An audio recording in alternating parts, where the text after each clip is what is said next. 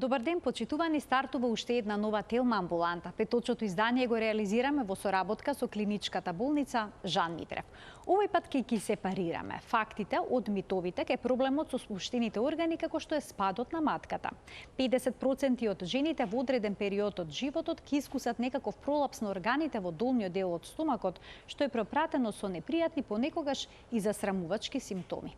За пролапсот на матката денеска разговараме со професор доктор Васил Илиев, специјалист гинеколог акушер, субспецијалист урогинеколог во клиничката болница Жан Митрев. Ќе погледнете блок реклами, а веднаш потоа ќе ги разјасниме сите вистини и заблуди поврзани со овој проблем кој што е чест кај жените.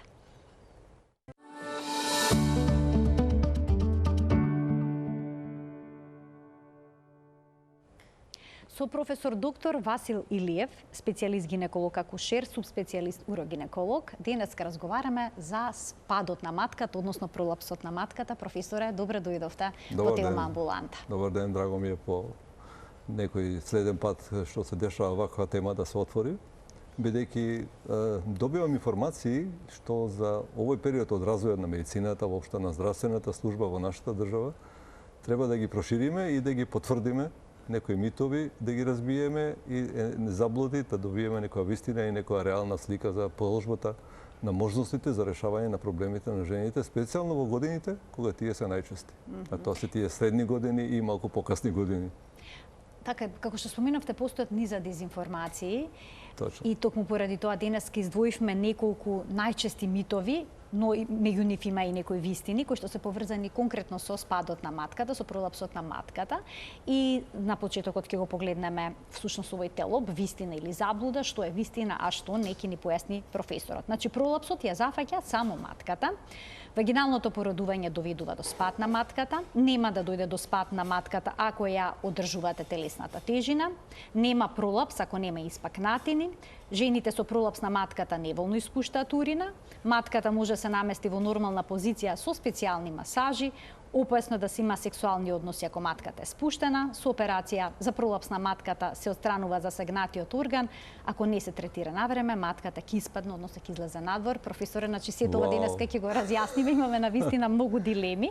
Ќе започнеме со пролапсот, ја зафаќа само матката, дали всушност матката е најзасегнатиот орган кога станува збор за спадот, односно пролапсот?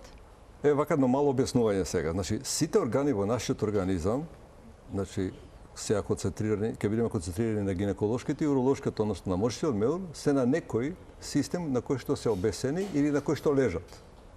И со текот на годините тие системи што ги одржуваат позицијата на органите попуштаат, било поради хормонски причини кои што се менуваат во текот на животот, било поради провокативни акции, породување, го спомнавте, вагинално посебно породување, било поради физички активности кои што се неадекватни за дадена особа, и поради генетски конституција, каде што мускулни, сврзани ткива, еластични ткива се во различна конфигурација во тие делови кои што треба да ја држат или да се подпираат органите.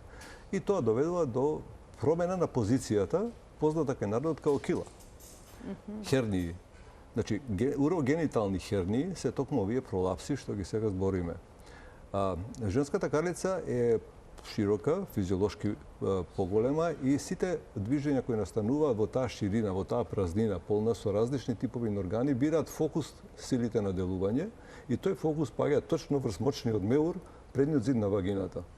И многу често, пати мочниот меур заедно со предниот зид на вагината се водечки во спуштањето, во напуштањето на својата позиција, да речам, и доведуваат до тоа што со себе ги повлекуваат и матката или само грлото на матката, зависи. Често пати имаме пациенти каде што матката има, да речеме, грло или врат и тело. Телото е добро позиционирано, али поради издолжување, така наречена елонгација на вратот, тој учествува заедно со предниот зид, со бешиката, во спаѓањето, во испаѓањето. Значи, не е стално да треба да биде матката испадната. Може да учествува и задниот зид.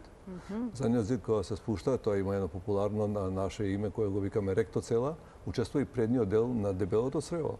На завршниот на ректумот, предниот зид на ректумот се испакнува во задниот зид и тој предизвикува исто така пореметување во смисол на обстипација, во потешкоти на празење на столицата и така. Значи, збориме за еден комплексен урогенитален хернијација или пролапс или како сакате наречете го. И тие се класифицирани клинички во неколку степени за да се така евалуираат и така да се доведат до еднакватно решение. Дали е во блага или пак во потешка форма состојбата. Така. Веќе следната дилема ја разјаснивте, вагиналното поредување доведува до спад на матката, но дали сите жени што се породиле вагинално ќе имаат ваков проблем? Па не, апсолутно. Прво, сите луѓе се разликуваме по конституција, по генетски квалитети на сите скива што ги имаме во себе, онда различни во текот на животот различни големини, односно обезноста. Ја спомнавте не дека во тие дилемите обезноста е многу непријатен момент во смисло на тоа што обезноста е централна. Централна значи околу половината и стомачна, да. И таа допринесува за тие фокусни сили да бидат многу поголеми во секој движење, во секој напијање. Обстипација ако постои исто така. И тие се тие провокатори кои што го губат позицијата органите генитални, односно урогенитални, многу често бешикот учествува. Знаете, мочниот меур, кога е надвор од излезниот отвор кој што треба да се празни, останува една зона на мочниот меур што никогаш не се празни. Урината е идеална храна за бактериите. И тие пациентки имаат репетирани хронични уроинфекции. И тоа е, колку имате една подолга уроинфекција, вие ја лечите со различни препарати, и следувам, нели, она што следува по познатата терминологија, така наречена резистенција на бактериите, и тој круг е врзан. И стално е врзан тој круг и доведува така до потешки решенија. Решението во истиот момент настанува кога ќе го решите позицијата на мочниот меур, ќе вратите мочниот меур кај што треба да биде, кај што му е местото, он ќе се празни целосно и нема да има урина со кој што ќе се хранат бактериите. Тоа е решение кое е апсолутно, мислам, и лесно изводливо. Се ова што го зборам сега, во 80% и повеќе од 80% се решава вагинален пат. Значи, тоа е една интервенции кои што се благопријатни, со најмала траума, и кои што така, се... професоре, детално ќе зборуваме за интервенциите, да се задржиме уште малку на телесната тежина. Доколку ја одржуваме телесната тежина? Ке се исклучи ли проблемот со спад на органите? Апсолутно не може да се исклучи, али одржување на телесна тежина подразбира и физичка активност. Физичка активност подразбира и добра мускулатура и добра еластичност. Значи, доколку некој е слаб, тоа не е гаранција дека нема да има спад на органите. Никаква гаранција не е. Нема гаранција за жал за тоа. Не знаеме ние со кој капацитет хормонскиот статут се намалува. Значи, нивото на хормоните доведува до добра циркулација. Добра циркулација доведува до добра оксигенација, добар довод на кислород. Довод на кислород доведува добра функција на сите тие структури што држат. И тоа е многу важен тријас на круг кој што се врти, затоа е битно да позицијата органите не ја изгубат. Кога се губи позицијата, настанува дислокација и на структурите што носат крвоснабдување и нервно снабдување. И тие доживуваат пореметување на позицијата. Некој што јагол е оштар, и кој ќе дојде тој јагол оштар да биде, така наречен кинкинг настанува, и онда настанува така инсуфициентно крвоснабдување и слаба оксигенација, слабо довод на кислород, што проблемите и функционално се уште повеќе влошуваат. На која возраст обично се јавува оваа дислокација на органите? Дали кај млади жени може да се случи спад на органите во долниот дел на стомакот? Ретко, многу поретко, него во перименопаузалниот период. А доколку имале неколку бременности, една подруга на рана возраст, во 20-тите сега, тоа е релативно денеска што е рано, што е доцна. Да, ретко. Ретко затоа што младите се активни. Или ако при активни. породувањето, доколку бил шиен оној вагиналниот канал, дали е тоа ризик фактор, да речеме? Ако е шиен и добро затворен по тоа, не. Ето, значи, тука веќе отвараме прашање, друго едно прашање, дали потребата да се каналот вештачки исече, така наречена епизитомија да се прави и така натака, биде потоа добро сутуриран и на време сутуриран, или тоа правење епизитомија ако закаснило па настанала неволна руптура, викаме неволно кинење на структурите кои што е некоординирано, значи дошло до кинење и на фасцијални структури, и на мускулни структури, тие никогаш не биле добро вратени во својата позиција, односно не биле добро сутурирани, тогаш да. Иначе, најчесто е во перименопаузалниот период, таму, да речеме, од 41-2 година до крајот на животот. Нивото на естрогените се намалува. Да. Сениумот е исто така погоден за тоа. Нема хормони, нема активност, и обстипација постои многу често, за жал. И така. Нема пролапс ако нема испакнатини. Односно, жените кои што се жалат на спад на матката, понекогаш забележуваат некакви испакнатини кога одат во тоалет. Мора ли да бидат присутни? Кои се симптомите? Тоа е знак физички кој што го нотираат пациентите. И така и го реферираат, баш така како што вие сега го прашавте. Значи, рековме, има различни степени на спад. Тие, додека е спадот интравагинално, може да се диагностицира со клинички преглед, односно со преглед кај гинеколог.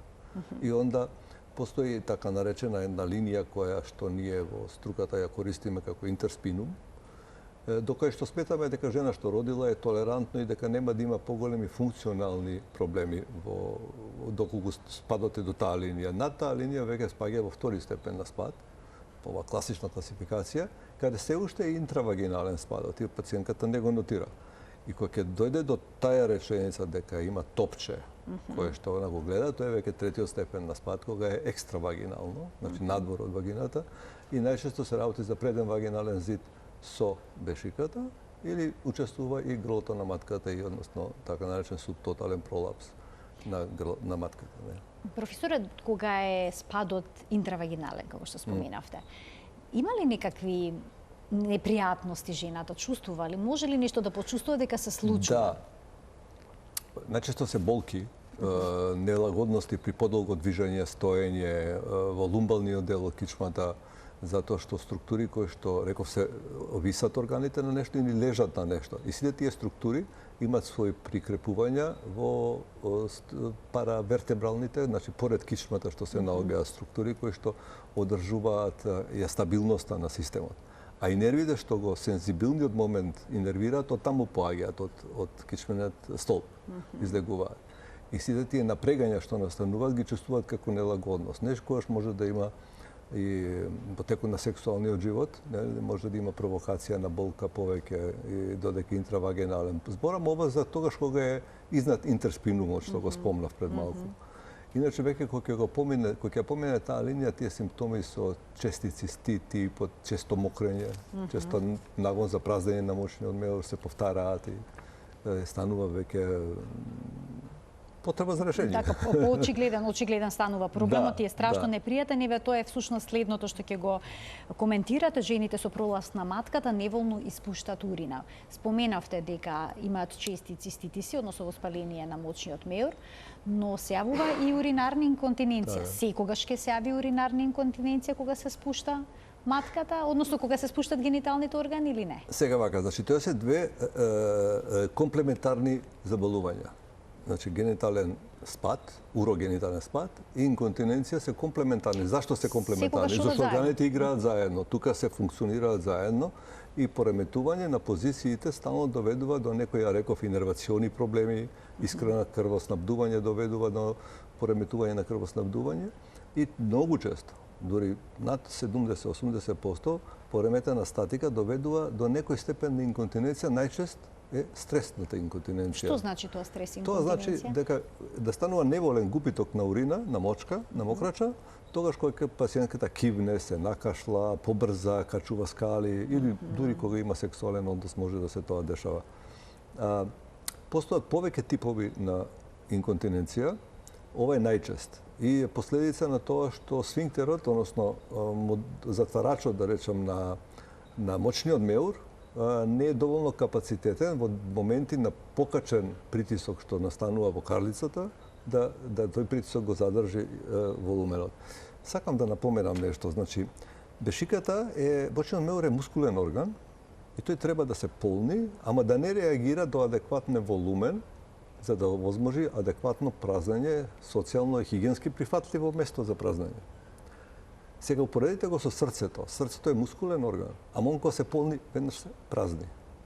А бешиката има двојно инервација, така наречен аутономен, значи систем нервен кој што не го контролираме ние, симпатичен и парасимпатичен, и кој што ја одржува таа равнотежа на полнење и празнење на мускулниот орган да се полни, а да не се празни во истиот момент. И има еден волен систем на празнење, на контрола. Значи има дупла, да речем, двојна инервациона и е комплициран орган за функција. И затоа постои еден друг тип на инконтиненција, кај што пациентите чувствуваат ургентна потреба за празнење. Значи, не може да го одложи моментот на празнење. И трчаат до тоалет. Брзаат, трчаат и многу често и не стигаат до тоалет. И затоа се подложни на носење овие пелени, влошки, како сакате, или пак превентивно, за да спречат тоа и да често да ја празнат мочниот меур. Со тоа, мочниот меур го намалува својот капацитет на полнење, значи комплајнсот му се губи и практично стануваат веќе зависни. Така да го кажам тоа. Значи, им се нарушува драматично квалитетот на животот, бидејќи тоа е посебно прашање дури што не сакав ја... излегуваат понекогаш од дома, поради кога честата доаѓа потреба ваму за сакав тоа да го уринирање. спомнам. Знаете, здравието подразбира целосен поглед на животот. Треба да имате здрав дух, здраво тело, здрави органи, значи така да може да проживите здрав живот. Тоа здрав живот цртишка квалитетен живот. Така се вика. Овие пореметувања баш го рушат квалитетот на животот. Бориме за пролапсот, за инконтиненцијата и за тоа.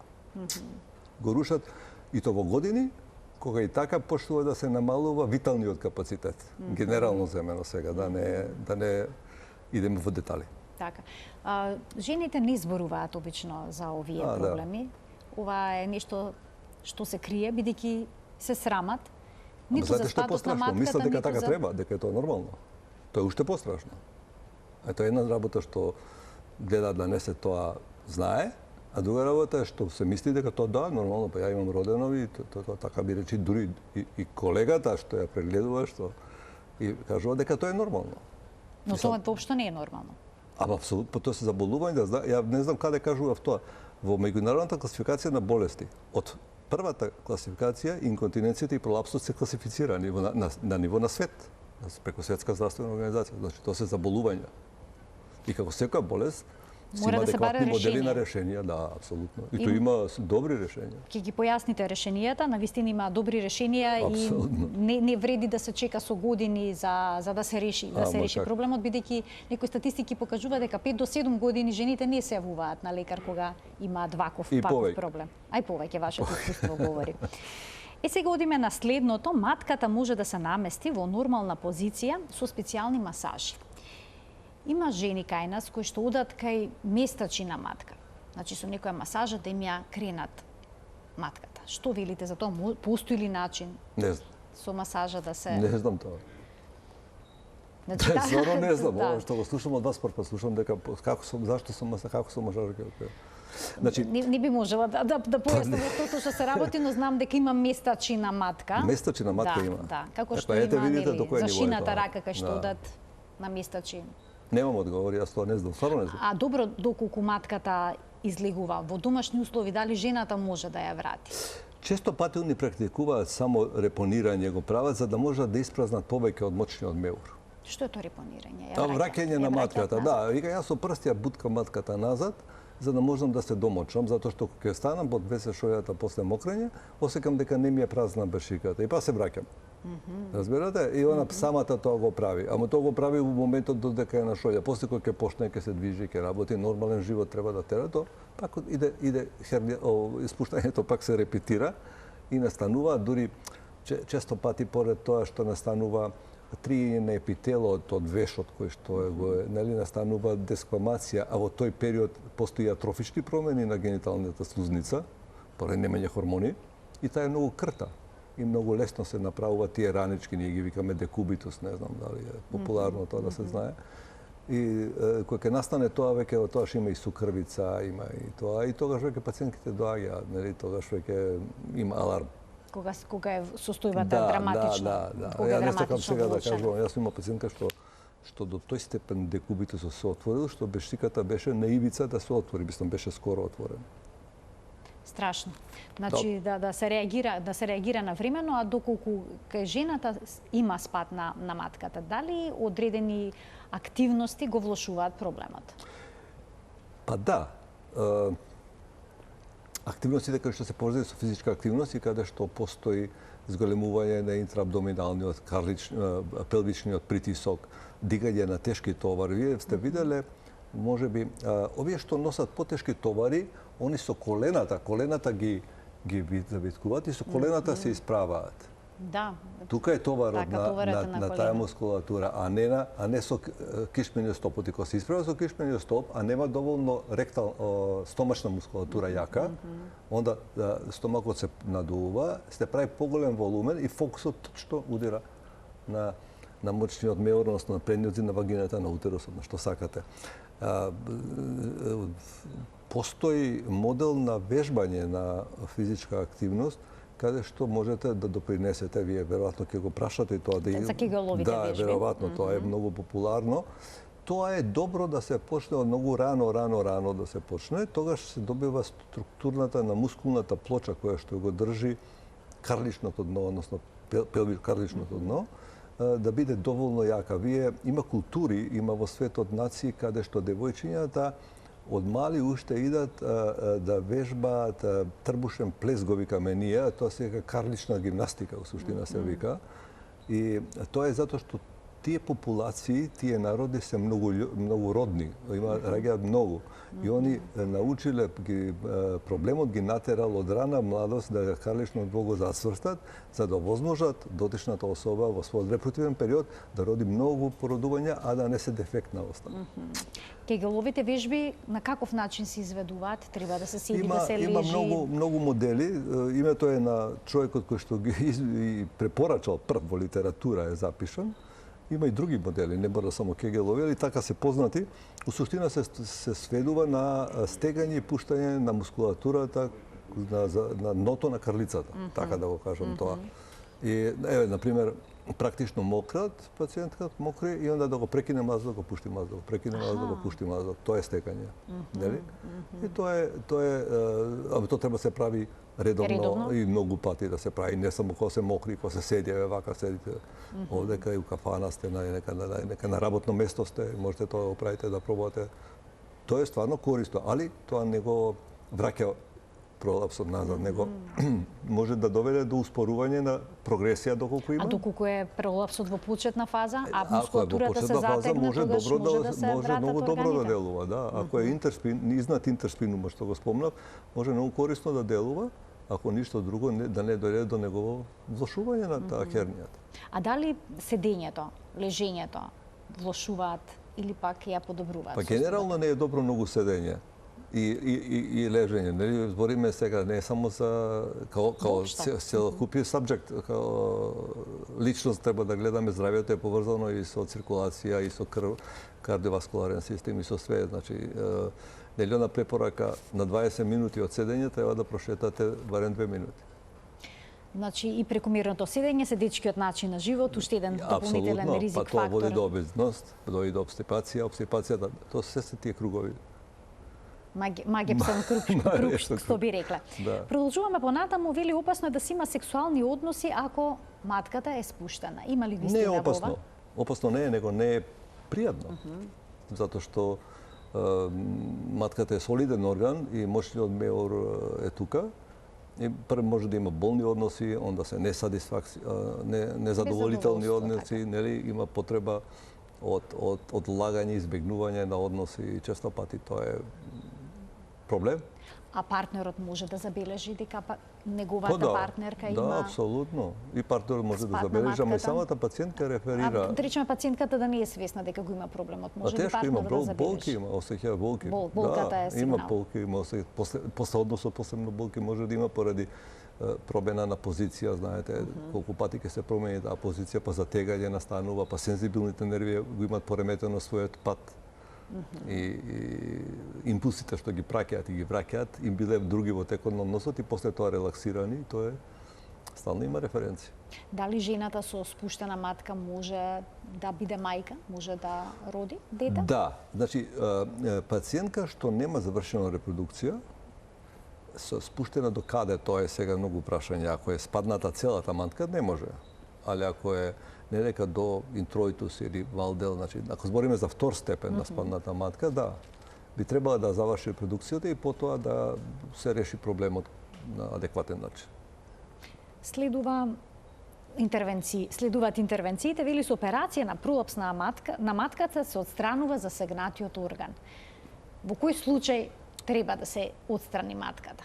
Сега, вака, тоа е многу интересно прашање, затоа што постои некое мислење дека ако матката, пациентка доаѓа и вика, ја мене ми испадната матката, треба да се извади матката. И тоа е шаблон еден кој што постои, кој што за жали многу колеги го зборат така, треба да се извади таа матка, испадната е матката и така. Значи, ја реков преска спомнав дека матката има три дела. Има еден дел што е во вагината, има мал истмус или брат и има тело.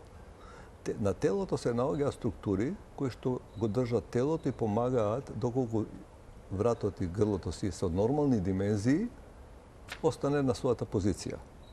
Кога ќе настане спуштање на предниот вагинален зид со бешиката, настанува тегнење кое што го издолжува вратот на матката. И во тој случај доаѓа пациентката каде што телото на матката не е испаднато, али затоа вратот и грлото на матката се испаднати. Во тој случај не мора да се ампутира и телото на матката. Зашто е така?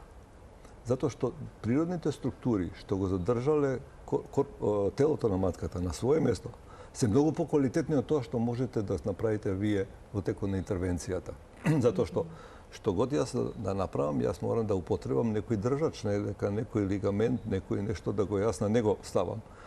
А за да го употребам него, треба да го исечам, па да го вратам до тоа место. А вака се природно позиционирани. Значи, не мора за секоја корекција да биде отстранета матката. Може да биде отстранет дел од матката или уопште да не биде отстранета. Има интервенции кај постари пациентки кои што немаат сексуално активен живот, каде што матката уопште не мора да се отстрани, него може да се направи интервенција каде ќе се врати на бешиката и целата вагина на своје место и да се на некој начин во голема мера затвори вагиналниот отвор. Професоре, некогаш откако ќе биде отстранета матката или пак ќе биде направен некој зафат за да се подигне и да се прикачи на зидот, на стомачниот зид. Жените се жалат на инконтиненција. Им се јавува уринарна инконтиненција. На што се должи тоа? Се пореметува новиот однос, значи кога е спуштена матката прави и бешиката прави агли и прави во тоа учествува аглот, учествува и изводот на мочниот меур према уретрата, према канал за испуштање на мокрачата. И тој агол го стеснува луменот и така да ние кој ќе го вратиме на своето место, тој се исправа и доколку не се интервенира за решавање и на инконтиненцијата со посебни шавови, со фасции, со така натака, тя може да доведе до инконтиненција. Но инконтиненцијата е специфична пореметување каде што и во светска литература се уште постојат два правца на решавање. И се повеќе во последниот период надвлада овој праве што го заспапуваме и ние и сета англосаксонска литература дека се работи за поттикнување на интрауретралниот, значи за поттикнување, за покачување, за спружање на услови да се зголеми притисокот во мочниот канал. Тоа е малку сега хидродинамика тука, затоа што збориме за еден притисок во мочниот меур и хидродинамиката збори таму кај што е поголем притисок, таму ќе се задржи континенцијата. Ако поголемиот притисок од мочниот меур го биде поголем од тој што е во мочниот канал, тоа ќе дојде до празнење на. Значи тоа се тие закономерности на хидродинамиката. И затоа за решавање токму на таа стрес инконтиненција постои еден златен стандард на решавање кој што го работиме и кој со години веќе во многу години во пракса. Со минимални интервенции се прават каде што постои на предниот зид на вагина 7-8 мм се прави сосема мал отвор и со специјални носачи се поставува една траковидна, лентовидна формација која што се инкорпорира во организмот и токму она овозможува тој интрауретрален, во каналот мочен притисокот да биде стално спремен на тоа зголемување на притисокот, кашлање, кивање во мочниот меур и он овозможува континенција. Значи, зборувам за светски, јас сега во Италија ќе имаме конгрес еден таков за Европска асоциација и таму баш ќе реферирам за оваа работа од аспект наш, пошто имам малку искуство и од надвор од Македонија И колеги кои што контактирам, токму и они тоа го зборат. Сега постојат тие траки од различни модели. Дали ќе стават со два излаза, со еден излаз, без излаз, тоа е веќе модалитет многу минимален во односу. Главно тоа се тие решенија, златен стандард за стрес и инконтиненција на урина. Кога се прави зафат за подигање на матката, Да. потребно ли да се интервенира веднаш и кај моćниот меур?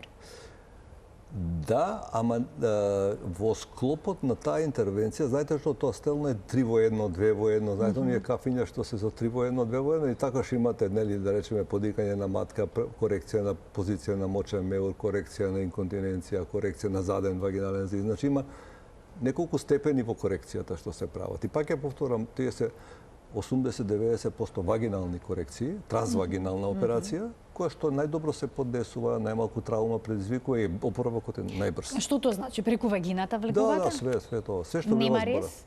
Нема рез. Нема рез? Нема рез. Колку време трае интервенцијата? Зависи. Ова за решавање на стрес и инконтиненцијата трае 10 минути, 15, не повеќе. Ова од тие 4-5 што треба да се направат, околу сат време, сат и 15 минути отприлика. Зборам она колку треба хирургот да работи, јас колку треба да работам, иначе пациентката може ќе проведе уште на пола сат повеќе со анестезиолозите, со тие додека. А опоравувањето? Кај мене еден ден е за после стрес и инконтиненција, кај мене ќе биде една ноќ. Јутрената ќе си оди. А после овие 4-5 корекции вагинални, другиот ден треба се измобилизира и на тоа си оди, значи 2 дена. Навистина, се. да, краток период, а се Апсолутно. решава еден многу крупен проблем. Само да ги вклучиме професори гледачите, да им Ајде. дадеме можност да постават прашање во денешната Телма амбуланта. Зборуваме за спадот на матката, но секако и за инконтиненцијата, уринарната инконтиненција, која што е дел од истиот проблем.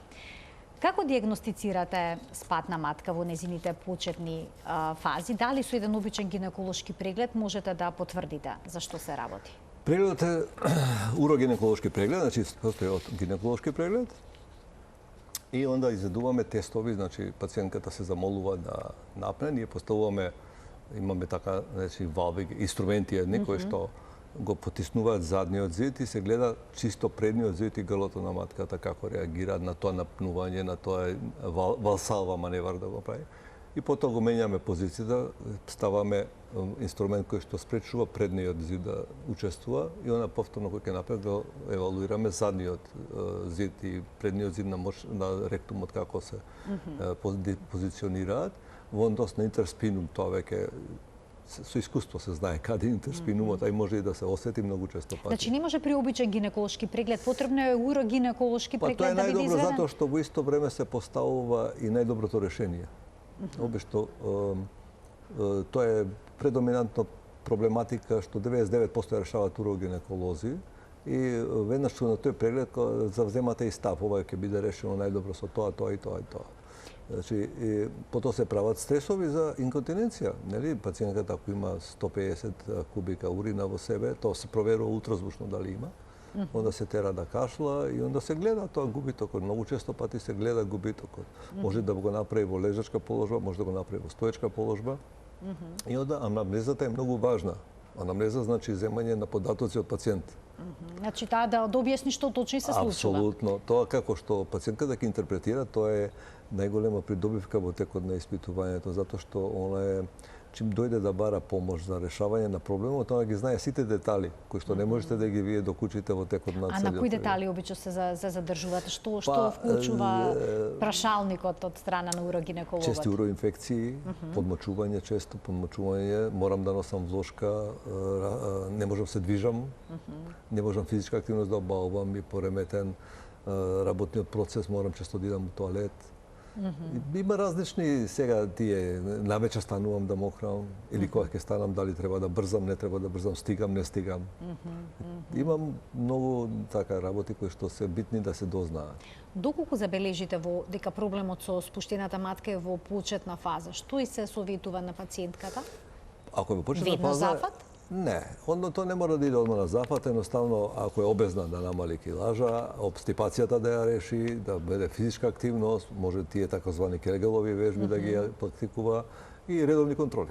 тоа би било сасвим доволно да таа почетна фаза се одржи и да се може и да се спречи понатамошен прогресија, знаете, ако ништо да не се спречи, onda ќе се одложи. Има тука наследност некаква доколку Апсолутно, рековме генетика, јас кога ви генетиката е говорев, клучна. многу е важна, многу. Вие не може секој да е спортиста, гледате, овие добри спортисти имаат структура на мускулатура која што има различни димензии на мускулни влакна кои што имаат различни пропорции на функција и на брзина на активност и така сега да не го ширам. Тоа е посебно прашање. Да разјасниме уште една вистина или заблуда, вели, ако не се третира на време, матката ќе испадне, ќе излезе надвор. Дали кај сите жени како што се јавил спад на матката, доколку нема третман, таа ќе испадне?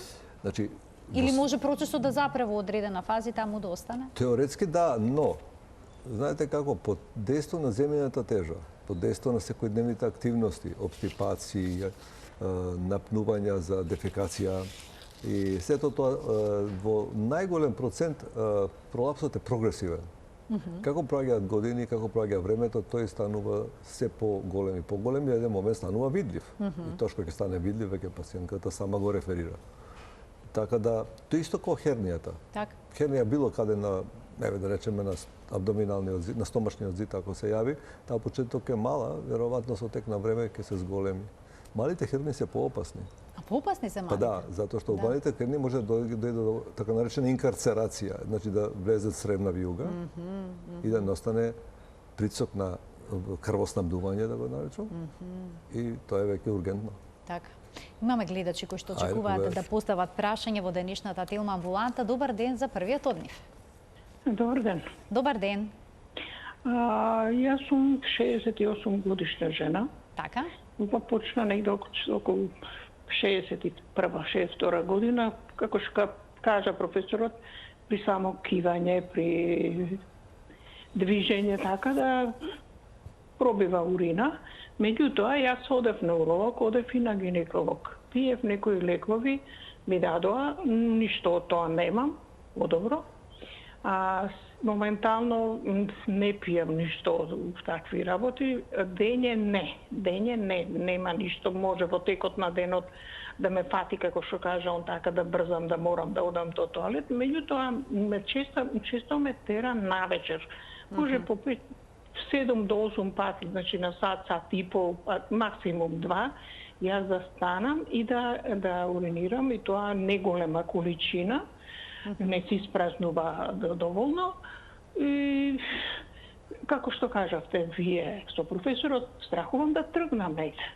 Страхувам да појдам до продавница, страхувам да појдам до пазар, страхувам да појдем негде, дури верувате секој ден по 2-3 пати влегувам во купатило, се мијам, сменувам килоти. И сето тоа допринесува страв и кога дојде некој непријатно се осеќаш, да не пуштиш урина, да мириса стига на топлото или сето тоа.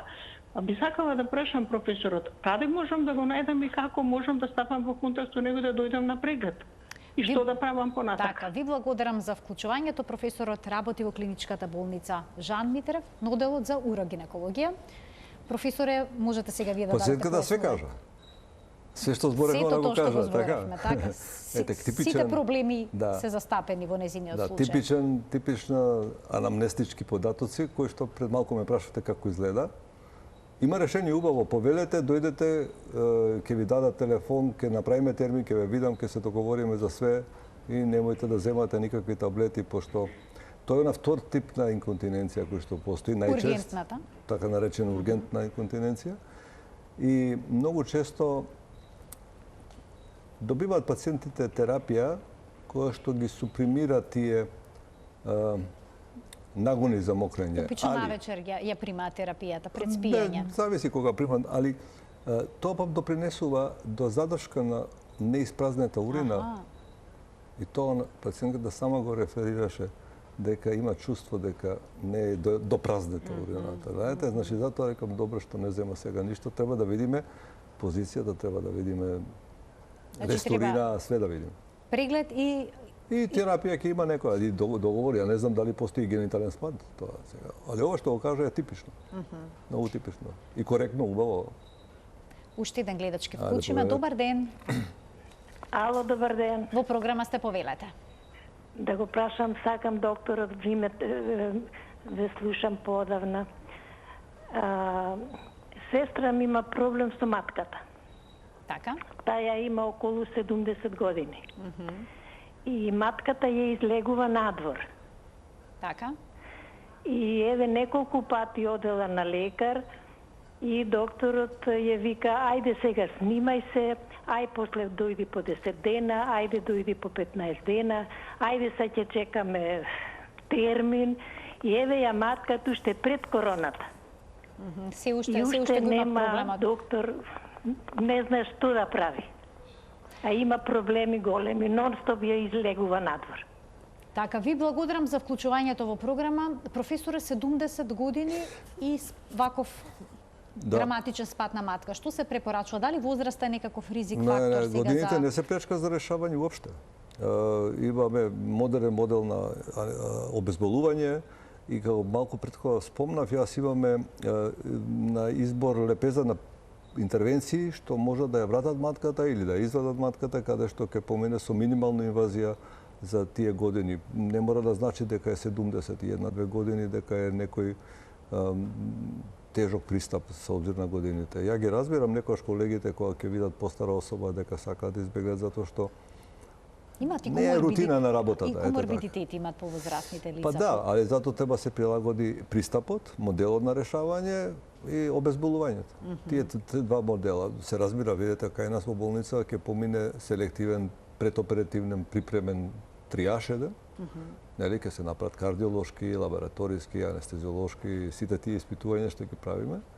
И тука кога ќе се добие позитивна оценка, онда се оди на интервенција. Нека повели пациентката, ќе ја погледам и ќе дадам мислење што би било идеално за решавање. Ја 72 години не е многу, јас имам над 85 години пациент.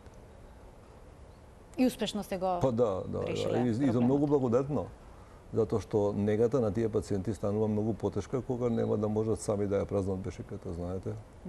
Јас од Дом за збринување на стари лица беше донесена пациентка на 89 години, пошто имаше веќе проблеми со хигиенско одржување на телесната лако и таа беше решена со една минимално инвазивна техника, каде што по некоја основа јас зет од незин го познавам и он доаѓа да каже дека она сега е се уште добро и мислам жива е таму, намалени се тие проблеми што беа, почна да развива декубитус и урината има киселина.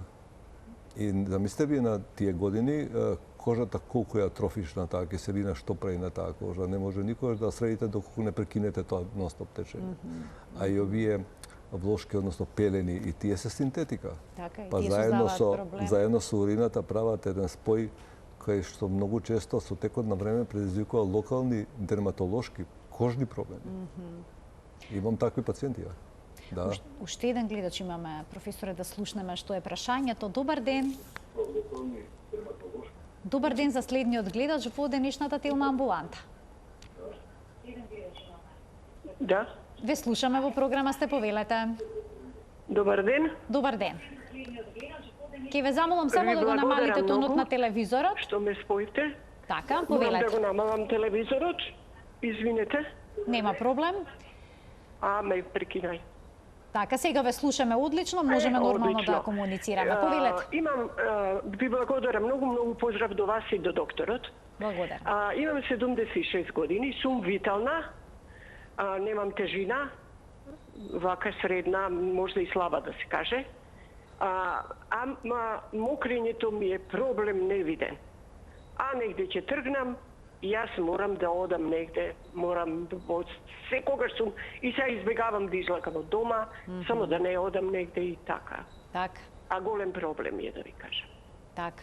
И сега ве интересира што би можело во вашиот случај да биде решение. Докторот сакам само да ми каже каде е он, во која болница, ја би отишла, така, на еден разговор и на преглед, така.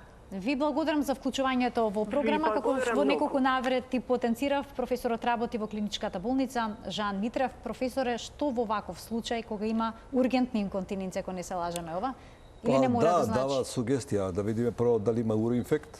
Аха, може да се работи за Да, такво мора тоа нешто. да го исклучиме, онда позицијата да видиме дали е сочувана статиката, статичните позиции, интерференцијата меѓу органите. И ќе препорачаме терапија, сигурно во секој случај. Нека повели пациентката, ќе направиме преглед еден комплетен, заедно со решение кое што е идеално за неја. Без обзир возраста, апсолутно, за овие проблематика не е возраста граница на решавање. И не е никогаш контраиндикација. Сем во изузетни случаи, што еве ја на толку години кариера, скоро и да не сеќам да имам случај каде што било контраиндицирано решавање. Контраиндицирано решавање би можело да биде тогаш кога има некоја витално загрозувачка друга проблематика, па оваја се остава за после. Тогаш би било тоа. Но ова е нешто што би можело да се реши кај секоја жена која што се соочува со ваков со проблем. добра припрема, со добар избор на метода за решавање и реков возболување кое што е најадекватно за возраста. Така постојат различни модели. Па мислам во болницата кај што работам, нели во Жан Митрев клиника имаме стварно услови за да го тоа добро реши. Професоре, многу ви благодарам за вашето денешно гостување и за појаснувањата поврзани со темата на која што говоревте, што ги сепариравте фактите од митовите поврзани со спадот на матката, бидејќи ги имаше навистина многу. Да, и многу е важно ова што рековме преска, дека тоа е заболување, не е нормално. Не е нормално, не е прифатливо, не е нешто што би требало да се живее во староста. Апсолутно, апсолутно. Секој заслужува квалитетен живот, кога има добро решение. Така е. Ви благодарам уште една за гостувањето. Ми беше задоволство. Взаимно беше задоволството. Им благодарам и на гледачите што се вклучија во програма и што денеска не следеа со внимание. Почитувани, ова беше уште една емисија реализирана во соработка со клиничката болница Жан Митрев. Денеска во студиото на Телма ни гостуваше професор доктор Васил Илиев, специјалист гинеколог, акушер, субспецијалист урогинеколог. Ви посакувам убав ден.